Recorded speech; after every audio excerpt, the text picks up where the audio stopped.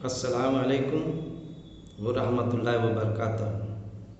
کیونکہ میں یوٹیوب پر درس قرآن دیتا ہوں، رفقہ محترم آپ اس کو سماعت فرماتے ہیں، پوری دنیا میں درس قرآن میرے سنے جاتے ہیں، لہٰذا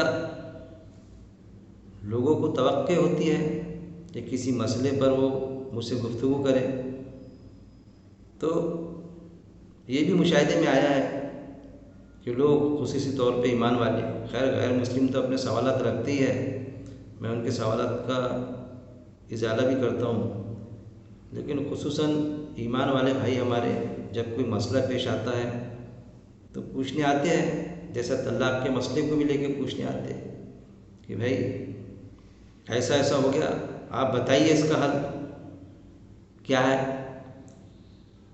ایک ہی وقت میں غصے میں، پینے میں، دارو پی لیا تھا، پینے میں اس شخص نے طلاق دے دی، اب اس کو پچھتاوا ہے،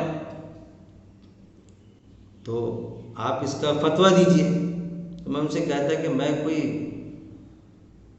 مفتی تھوڑی ہوں کہ میں فتویٰ دوں گا، تو پھر آپ عالم ہو گیا۔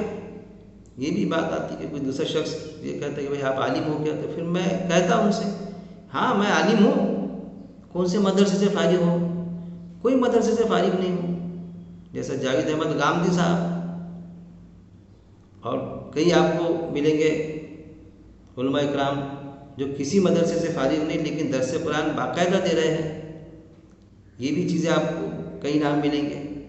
تو عالم کا مطلب ہوتا ہے وہ بتلانا پڑتا ان کو کہ طلاق کے معاملے میں مجھے علم ہے، میں نے مفتی حضرات کے فتوے پڑھے، ہاں میں فتویٰ تو نہیں دے سکتا لیکن فتوے بتا سکتا، ایون سعودی عرب کا بھی فتویٰ آپ کو بتاؤں گا کہ وہاں کے مفتی صاحب نے کیا فتویٰ دیے۔ پھر مجھے بتلانا پڑتا کہ امت میں اس معاملے میں اختلاف ہے طلاق کے مسئلے کو لے کے، ہاں میں آپ کو آیتیں کوٹ کر سکتا، اور یہ بھی بتلاتا میں ان کو باقاعدہ کہ اکثریت جو ہے 3 طلاق کے معاملے میں بیک وقت 3 طلاق ایک مجلس میں اگر کسی نے دے دیا تو اکثریت، جماعتوں کی اکثریت، لوگوں کی اکثریت، علماء کی اکثریت اس میں غرق ہے کہ ہوگی طلاق، اکثریت ملے گی۔ اب سوال پیدا ہوتا ہے کہ جب ہم قرآن کی آیتوں پر غور و تدبر کریں تو ہم کو پتہ چلتا آیتوں کے مطابق کہ ارے یہ تو طلاق تو ہوئی نہیں ہے۔ قرآن کی آیتوں پر اگر ہم غور و تدبر کریں، جیسا سورہ الفرقان میں آیت نمبر 73 میں اللہ تعالیٰ رحمان کے بندے کی فکر کی وہ بتلاتا صفت، میں ہمیشہ پیش کرتا ہوں کہ کیا صفت ہے رحمان کے بندے کی، کہ وہ ہمارے آیتوں پر غور و تدبر کرتا ہے، اندھے بہرے ہو کے نہیں گھستے رحمان کے بندے۔ تو ہم کو پتہ چلتا ہے کہ بیک وقت 3 طلاق ہوتی نہیں، اس کی عدت کی مدت چاہیے، یہ بھی پتہ چلتا۔ لیکن آپس میں اختلاف ہے تو لوگ بتلاتے، علماء میں اختلاف کہ بھائی اتنے لوگ کیا غلط پر ہے کیا، تو قرآن میں وہ بھی چیز موجود ہے، پھر پہلے سے چلا آ رہا ہے بزرگوں سے یہ چیز، تو وہ بھی موجود ہے کہ کیا تمہارے بزرگوں کی پیروی کرو گے، وہ غلطی پر ہے تب بھی، پھر اکثریت اس پر ہے۔ تو قرآن میں تو کئی آیتیں آپ کو ملیں گی کہ اکثریت قرآن کی بات کو نہیں مانے گی، قلیل تعداد ہی مانے گی۔ اب اس کا مطلب یہ نہیں کہ اکثریت یہ کہے کہ ایک اللہ ہے تو ہم مانیں گے نہیں کیونکہ اکثریت مان رہی ہے ایک اللہ کو تو ہم نہیں مانیں گے، ایسا نہیں میرے بھائی، آیت پر غور و تدبر کرنا پڑے گا، اور اکثریت اگر ہے تو اکثریت سے امپریس ہونے کی کوئی ضرورت نہیں۔ کیوں کہ آخری خطبے میں آپ صلی اللہ علیہ وسلم کا باقاعدہ حجۃ الوداع میں آپ صلی اللہ علیہ وسلم نے یہ نقطہ بھی بیان کر دی ہے، کون سا نقطہ نمبر 15 جو پوائنٹ سے 16 ستری کاریہ کرم بتایا آپ صلی اللہ علیہ وسلم نے، 16 نکات بتایا، اس میں ایک نقطہ یہ بھی ہے، کیا کہا حاضرین سے جو موجود تھے وہاں پر صحابہ رضی اللہ تعالیٰ اجمعین، سنو تم لوگ جو موجود ہو اس بات کو اگلے لوگوں تک پہنچانا، اور وہ پھر اگلے لوگوں کو پہنچائیں، اور یہ ممکن ہے کہ بعد والے میری بات کو پہلے والوں سے زیادہ بہتر سمجھ سکیں۔ کیا فرمایا کہ یہ ممکن ہے کہ جو بعد والے ہیں میری بات کو، یعنی آپ صلی اللہ علیہ وسلم کی بات کو پہلے والوں سے بہتر سمجھیں۔ اور آپ صلی اللہ علیہ وسلم کی بات کون سی تھی میرے بھائی؟ آپ صلی اللہ علیہ وسلم کی بات قرآن کی بات، کہ قرآن کی بات کو بعد والے ان سے بہتر سمجھ جائیں، یہ ممکن ہے۔ تو اس پر بھی ہم غور کریں، کیا ہمارا اس حدیث پہ ایمان نہیں ہے؟ تو چند آیتیں لیں گے ہم طلاق کے معاملے کو لے کے، ایک اسی لیے میں نے نشست رکھی ہے، اعوذ باللہ من الشیطان الرجیم، بسم اللہ الرحمن الرحیم، سورہ البقرہ آیت نمبر 229 229۔ طلاق 2 بار تک ہے، پھر رکھنا ہو تو بھلے طریقے سے رکھ لو، یا چھوڑ دینا ہو تو نیکی اور احسان کے ساتھ رخصت کر دو۔ کیا فرمایا رب العزت نے اس آیت میں؟ کہ طلاق صرف 2 ہی مرتبہ ہے۔ جو ہم بتلاتے ہیں نا 3 طلاق 3 طلاق، تو قرآن میں کسی مقام پر بھی آپ کو 3 طلاق نہیں ملے گا۔ ہاں حدیث میں آتا ہے جس پر ہمارا ایمان ہے، تو وہ تیسری جو طلاق ہے، یعنی طلاق کے معنی رہتے چھوڑنا، تو وہ تیسری جو ہے تو وہ اصل میں فائنل طلاق ہے۔ تو طلاق 2 مرتبہ کا کیسا مطلب ہے کہ پہلی طلاق دی اس نے، اور پھر سورہ طلاق میں بھی ایک کلیئر کٹ ہے کہ طلاق عدت کی مدت پہ دینا، اور سورہ البقرہ میں بھی ہے، اور 231 میں آیت نمبر، اور جب تم عورتوں کو طلاق دے دو تو وہ پوری کر لے اپنی، یہاں پر آیا ہے ٹرانسلیشن میں ہم کو بتلایا جاتا ہے عدت، یہاں پر آیا ہے مدت، اجل لہن، یعنی اپنی مدت، یعنی کون سی مدت؟ عدت کی مدت پوری کر دے، تو انہیں اپنے خاوندوں سے نکاح کرنے سے نہ روکو۔ یہاں پر خاوند بتلایا جاتا ترجمانی میں ہم کو، جبکہ عربی متن میں سورہ البقرہ آیت نمبر 231 آپ نے پڑھ لینا، نہ تو خاوند ہے نہ عدت ہے وہاں پر، مدت ہے وہاں پر۔ تو خاوندوں سے نکاح کرنے سے مت روکو، ارے بھائی عدت کی مدت ہے کہ عدت کی مدت اگر وہ کمپلیٹ کر لے تو انہیں نہ روکو، جبکہ یعنی دوسرے علماء نے ٹرانسلیشن کی ہے اس کے باقاعدہ برابر، یہ بھی ہے۔ فرحت ہاشمی جو محترمہ بہن صاحبہ ہے، انہوں نے برابر اس کا ترجمانی کی ہے کہ خاوند تو لیے نہیں، انہیں نہ روکو جبکہ وہ راضی ہو آپس میں دستور کے مطابق۔ تو یہاں پر دستور کے مطابق اگر وہ اپنے عدت کی مدت میں کے پیریڈ میں اگر وہ راضی ہے اپنے خاوند سے، خاوند اس کو رجوع کرنے کے لیے تیار ہے، تو اس کو روکا نہ جائے۔ اب وہ 1 بار بولے کہ 10 بار بولے کہ 100 بار بولے، لیکن عدت کی مدت پوری نہیں ہوئی، جیسا سورہ طلاق میں ہے کہ تم نے جو طلاق دینا عدت کی مدت پہ دینا، عدت کی مدت کو چھوڑ کے نہیں۔ جیسا سورہ طلاق میں 1 اور 2 نمبر کا آپ پڑھیں گے جو آیت، تو اس میں صاف فرما دیا گیا ہے، اے نبی صلی اللہ علیہ وسلم جب طلاق دو تم عورتوں کو تو طلاق دو انہیں ان کی عدت کے لیے، اور شمار کرو عدت کو، اور ڈرو اللہ سے جو رب ہے تمہارا، نہ تم نکالو انہیں ان کے گھروں سے اور وہ نہ نکلے۔ مطلب عورت کو طلاق دو تو کب دو؟ سورہ طلاق آیت نمبر 1 اور 2 پڑھ لینا آپ نے، اس میں صاف فرما دیا گیا ہے کہ عدت کی مدت کو شمار کرو، عدت کی مدت جو 3 مہینے ہے، اور وہ جو MC پیریڈ کا جو ہے وہ ساری چیز، تو وہ عدت کی مدت میں طلاق دو، اور پھر اور ڈرو اللہ سے جو رب ہے تمہارا، نہ تم نکالو انہیں، عورت کو طلاق ہو گئی کر کے گھر سے باہر مت نکالو، اور پھر خاوند نے تو نہیں نکالا نہ ان کے گھروں سے، اور وہ نہ نکلے، اور عورت کو بھی چاہیے کہ وہ گھر سے نہ نکلے، بلکہ یہاں تک کیا کہ وہ سنگار کر کے خاوند کے سامنے رہے، کہ کوئی اگر اس سے غلطی ہوئی تو ہو سکتا کوئی دوسری ادا اس کو بھا جائے ڈبا جائے، بناؤ سنگار کے ساتھ میں رہے اپنے خاوند کے ساتھ میں، اس کے ساتھ میں رہنا ضروری ہے عدت کی مدت تک۔ اور جب عدت کی مدت ہو گئی تو اس کے بعد میں سوال ہی پیدا نہیں ہوتا، طلاق ہو جائیں گے، پہلے اس میں ہو جائیں گے، تیسری طلاق قرآن میں ہے ہی نہیں، تیسری یعنی فائنل، تو کیا ہو جائے گا؟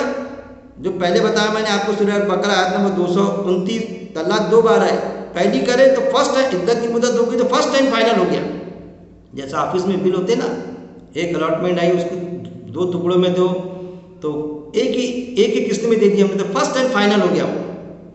تو اگر اس نے رجوع کر لیا تو پھر فائنل نہیں ہوا، طلاق نہیں پڑی، پھر اس کو ایک موقع اور ہے پوری زندگی میں کہ سیکنڈ ٹائم بھی اگر کوئی غلطی ہوتی ہے عورت سے، یا طلاق کے لیے کوئی غلطی ہونا ایسا ضروری نہیں ہے کہ غلطی پر ہی طلاق دی جائے، تو پھر سیکنڈ ٹائم ہوا اس کا کسی بات پر وواد، تو پھر دوسری بار بھی دیں گا وہ، تو دوسری بار اگر وہ طلاق کی مدت پوری کر لیا اس نے، رجوع نہیں کرا اس کو، تو سیکنڈ اینڈ فائنل ہو جائے گا وہ۔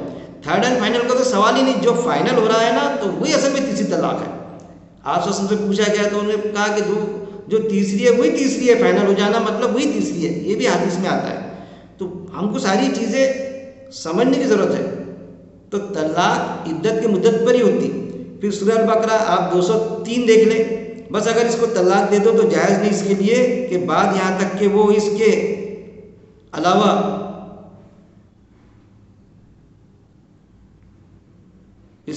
दूसरे से निकाह कर ले। फिर अगर वो इसे तलाक दे दे तो गुनाह नहीं इन दोनों पर अगर वो रुजू कर ले।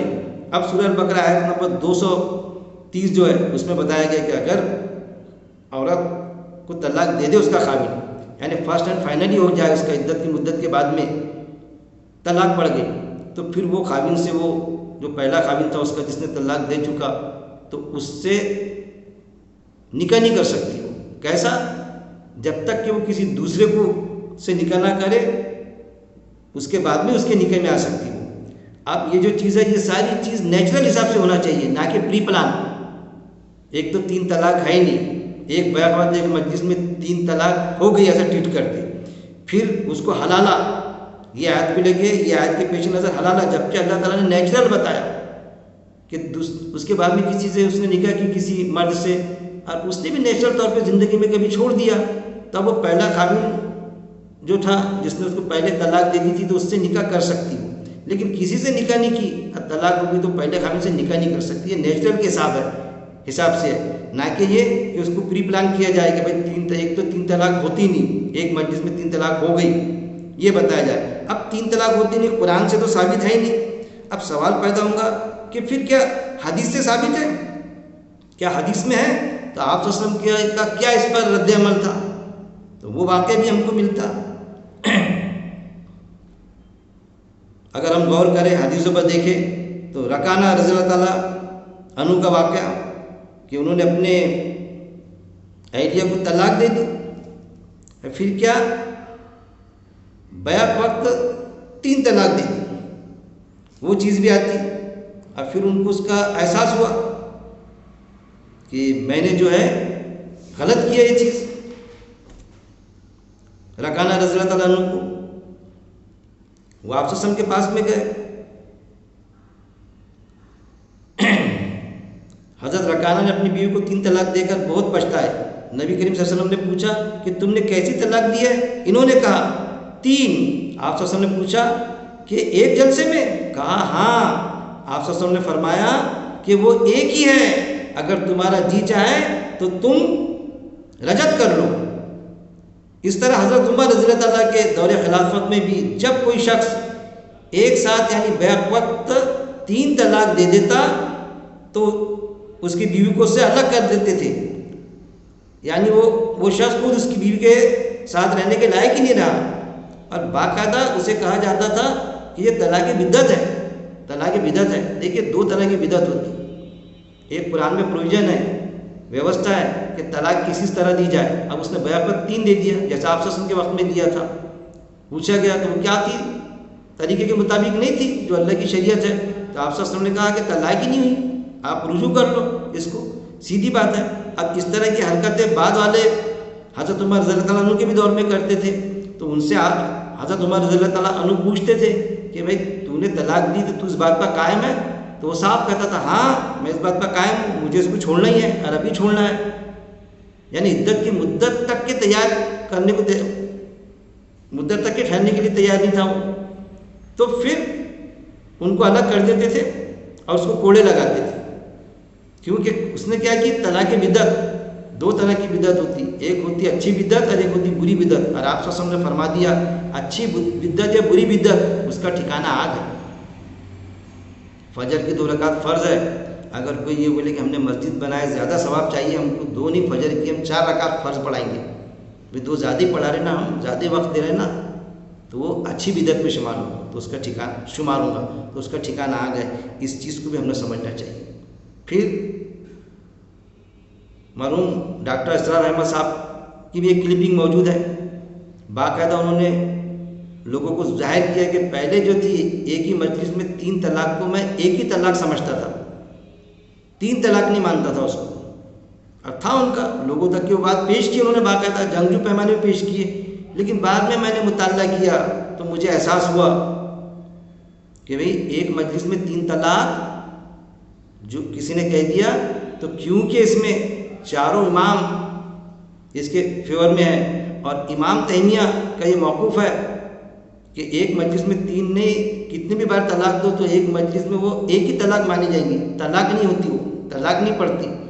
تو میں ان کی بہت عزت کرتا ہوں، لیکن ان کا یہ موقف ہے، اور اس موقف پر آپ بھی سمجھیے اہل حدیث جو والے اسی موقف کے تحت کہتے ہیں اس پر ہی قائم ہے.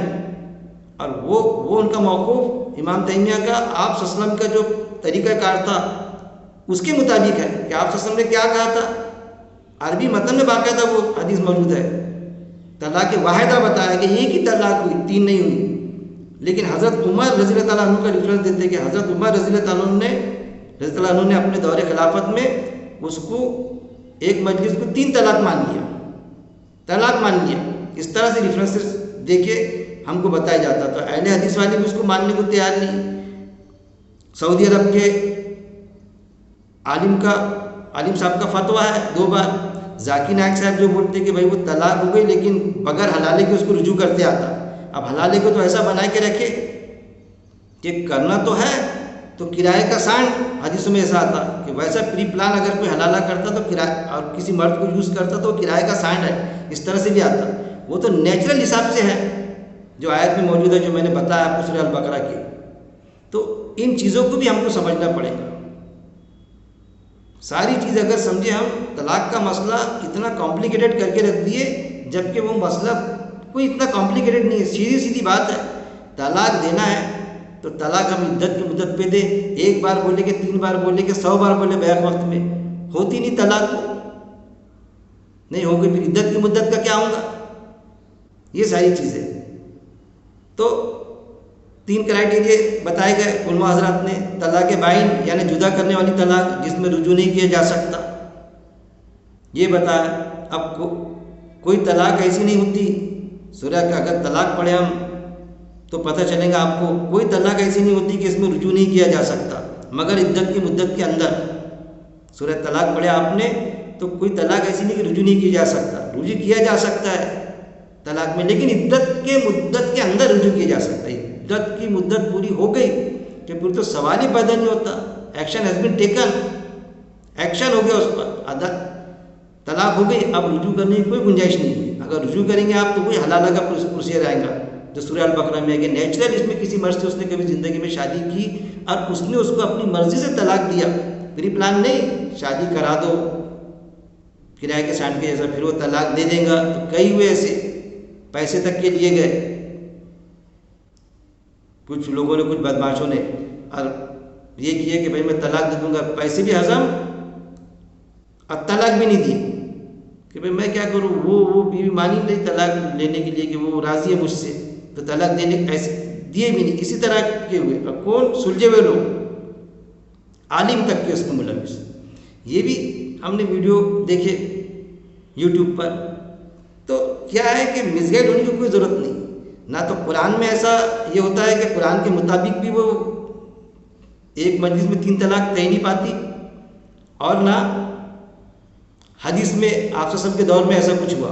لیکن ڈاکٹر اسرار احمد صاحب نے بتایا کہ بعد میں میرا موقف بدلا تو میں نے اس کو ایک مجلس میں 3 طلاق توبہ کی اور ایک مجلس میں 3 طلاق کو میں نے مانا، اور اب میں کسی کو کوئی اس کی رائے نہیں دیتا.